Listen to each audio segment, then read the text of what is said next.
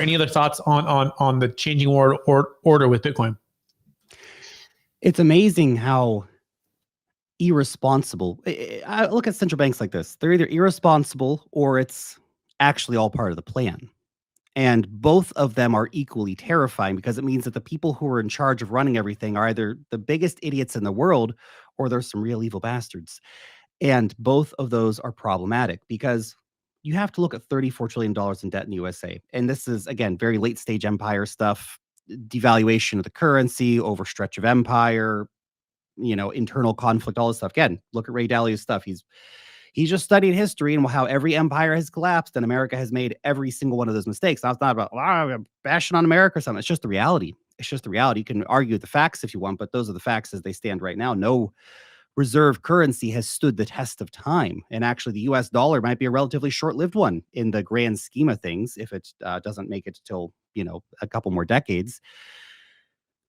So you have to understand that there is some deep stuff going on out here with these central banks and the money printing, and it's very nefarious. It's very evil.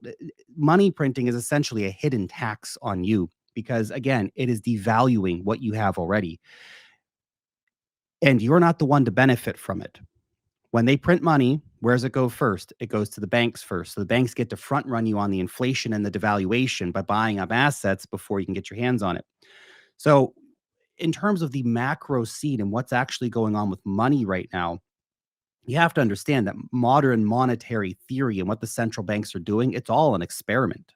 It's all a big experiment, this fiat currency stuff. It's all backed by trust me, bro, from the government, which is a terrible model. And I don't trust them. I don't trust the central banks. I don't trust anybody who can rack up $34 trillion in debt. And if you're in the USA, you need to understand that interest on the debt, we're not talking about paying down a penny of the principal. We're talking about just the interest on the debt is on schedule or is now the number one line item on the budget. Now, that is absurd beyond belief because think about all the other things you'd probably, if you're a taxpayer, like to see your money spent on instead of paying down $34 trillion. And again, not even paying the principal, you're just paying the interest on it, which is insanity, right? And that's all for, and what was all that money racked up for? Foreign wars and all kinds of BS like that. Nothing that actually made your life better, but you have to pay the interest on it now with the majority of your tax money pretty soon. It's a broken system. It's a broken world order. And that is, again, part of why Bitcoin has been the response monetarily to all of this, because Bitcoin offers hope for a lot of people that there is a better system. You can be your own bank. Bitcoin is not run by central bankers who can inflate the supply whenever the heck they want. Bitcoin has set code and you can trust the mathematics. You just have to ask yourself some question.